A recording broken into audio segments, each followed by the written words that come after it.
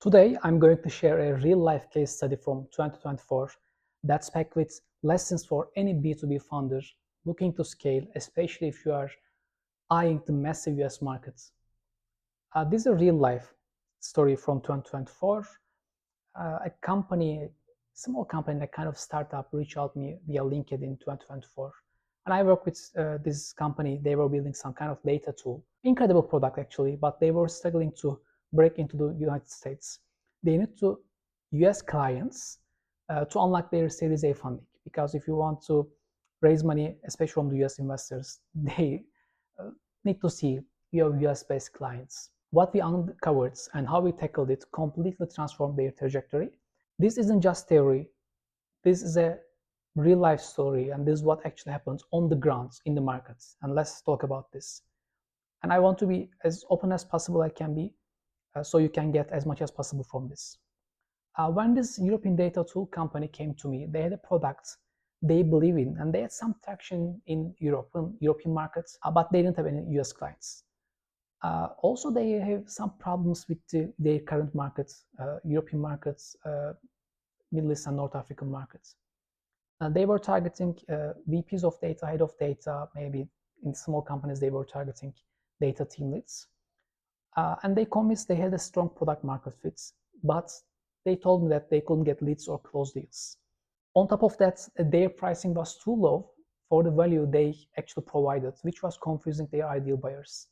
Because in theory, they were claiming that you don't need to hire a data scientist or data engineer and pay like 100K per year. Just using our tool, you can get the same results, and their price was around like 5K to 8K per year. So that doesn't make sense for a serious buyer. If you are a serious buyer and someone comes to you, hey, give me a 5K, I will make you 100K per year, that doesn't make sense. Too good to be true. And also, the challenge wasn't just geographical. They thought their core value was getting insights faster. Let me explain this in simple terms. When you have too much data in your company, you can be a data company, you can be a startup, or you can be a delivery company like Glovo or Uber, right? Or you can be a restaurant, and you have a lot of data about how many people are coming to your restaurant, how many of those people order Cokes, maybe some alcoholic beverages, or they eat pizza. And by using that data, you can have a lot of information about your company, about your market, about your current customers. And from those insights, you can get actionable points to grow your company. You can know which products to push in the market, how to change the pricing, right? So getting insights from data very fast is a very important pain point to solve it. And the customer told them that their core value was getting insights faster. And also they have a very specific, very narrow ideal customer profile, which was very funny for me, but I see this every time with technical founders. For example, for this customer, they target with companies like with 50 to 200 employees, which is okay, but they go to companies having less than 10 data people, okay? So they go to any company with 50 to 200 employees, at least one, maximum 10 data people. So this is their initial hypothesis. While logical to them, because again, like technical founders, they like to put a lot of barriers in their thinking. That was actually a major roadblock. Because in marketing and sales, our problems, we define our problems mathematically, right?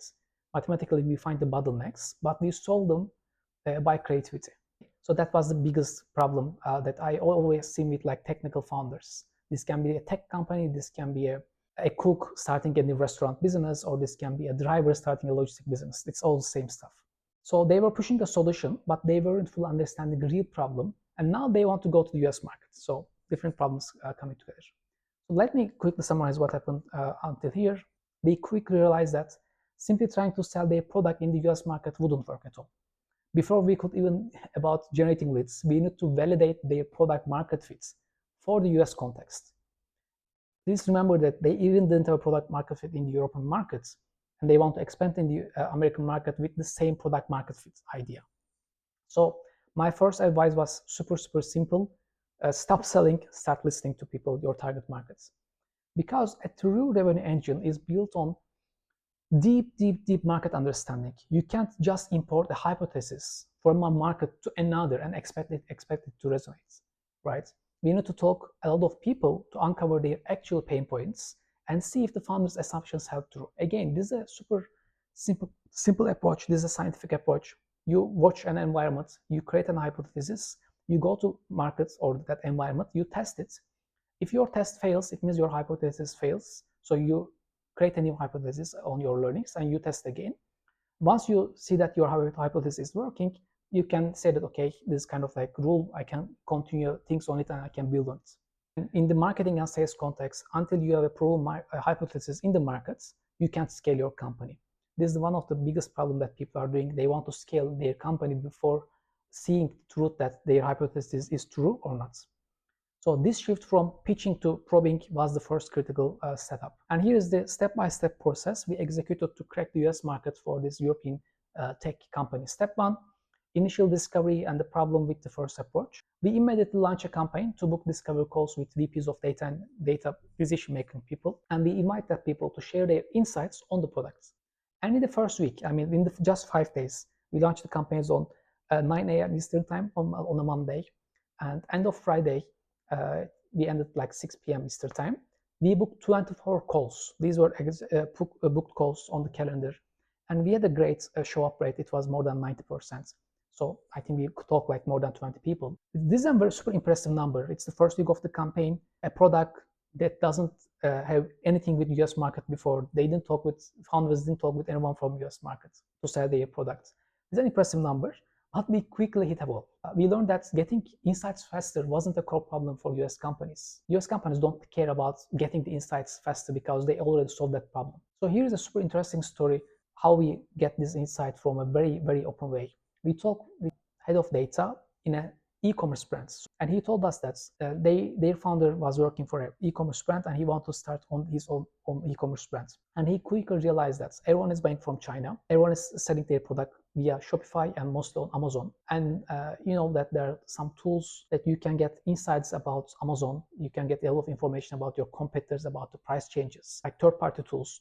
Connect to your Amazon store and you can get this information. And the founder tells us, okay, we all buy the product from the same source. We are selling in the same market. We are using the same data tools. We are using the same marketing tools like TikTok ads, Meta ads, or like organic content with influencers. So we are doing all the same stuff. How can I beat the competition? So he realized that he's not in e-commerce business. He said that I need more data that my competitors can't see. This is one of the founders in e-commerce brand. He said this. So he hired 5 people, data scientists and data engineers. So they built tools that other tools on the market can see about what's going on in Amazon, what's going on in the other markets like Shopify stores or Walmart's marketplace. Getting the insight faster is the sole problem in day one by these companies. And this is not the only story in e-commerce. We solve the same thing with different verticals. So my customers, there are 2 co-founders.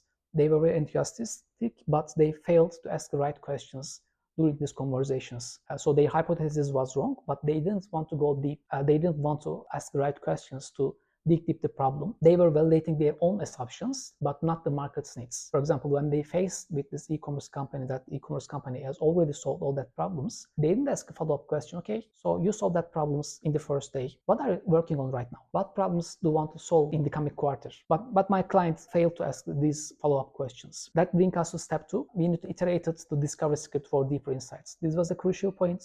In weeks 2 and 3, and we developed a new script for the founders. The goal was to uncover the real challenges data professionals faced.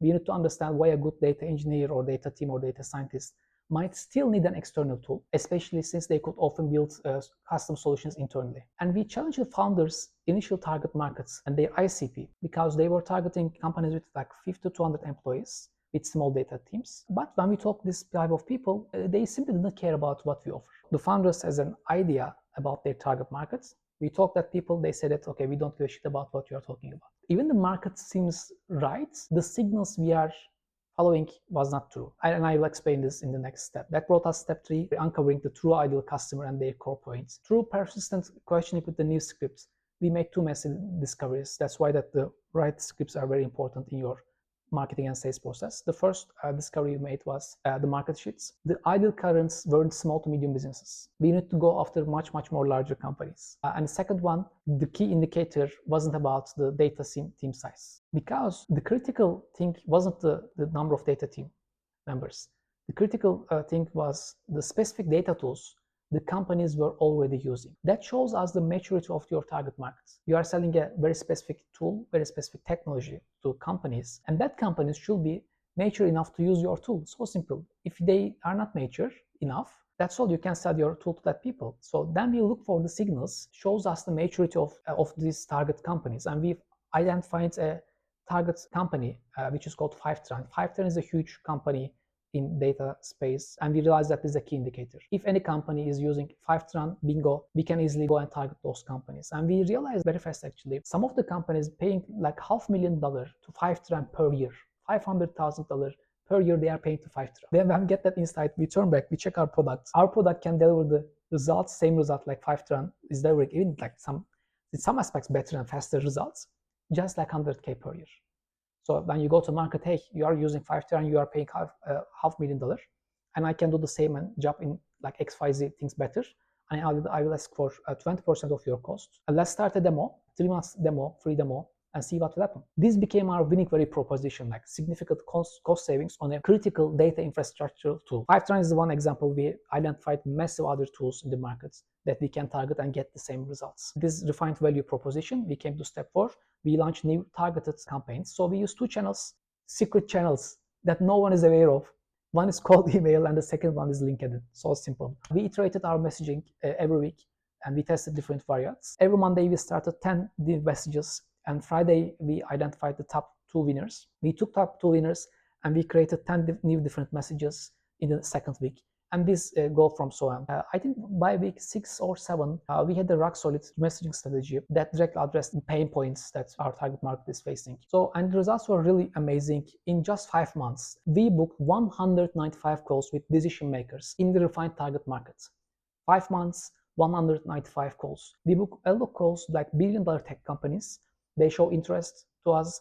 They even make follow-up calls, like 3-4 follow-up calls with their international teams. Also discovered the very new, highly interested verticals that my customer even didn't consider, including insurance, airlines, and even restaurant businesses. So that brought us to step 5. We see that we can deliver transformative value beyond the tech companies, because what we realized was very huge. Imagine startup in the US, they can easily pay $200,000, $300,000 per year for a senior data person, data scientist, data engineer. But many traditional industries cannot pay this money.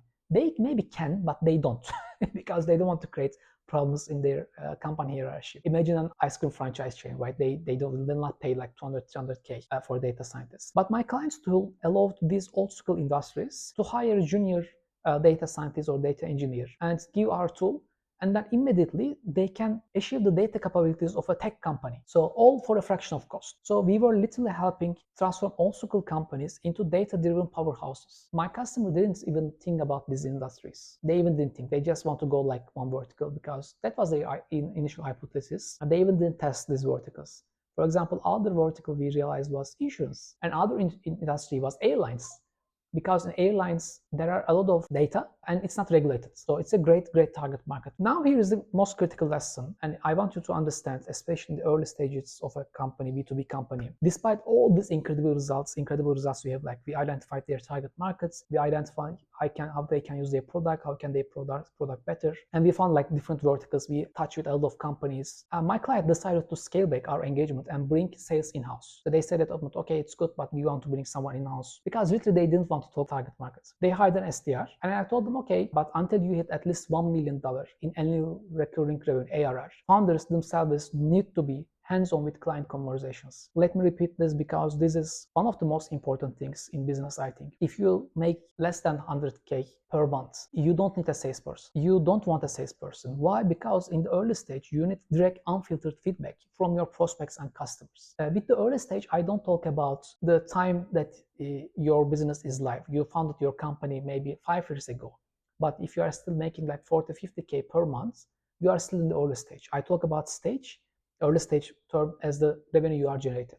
Maybe you have a company you just founded in 1 month ago and you passed like 100K, perfect. You're not early stage anymore because you're generating more than 100K per month. You don't need any salesperson in the early stage. You need to hear your target markets, your prospects, your customers' objections. You need to understand their needs, and you personally iterate on your product and messaging. When you outsource sales too early, you put a massive distance between founders and the target markets. You expect that salesperson need to be showing up on these calls, they learn and they adapt it, and they share that information with the product team. It doesn't work in that way. They hire an SDR in early stages and they see that it's a shitty decision, what my clients see, and they let that SDR go. Or some other companies, they hire an SDR and they see it's a shitty decision, then they position that person as a like product person. How can you wait that person become a product person? You're a founder, you should be the product person, you should be the salesperson in the early stages, because you don't have a valid system, you even don't have the product market fit. You need to prove your hypotheses are true in the market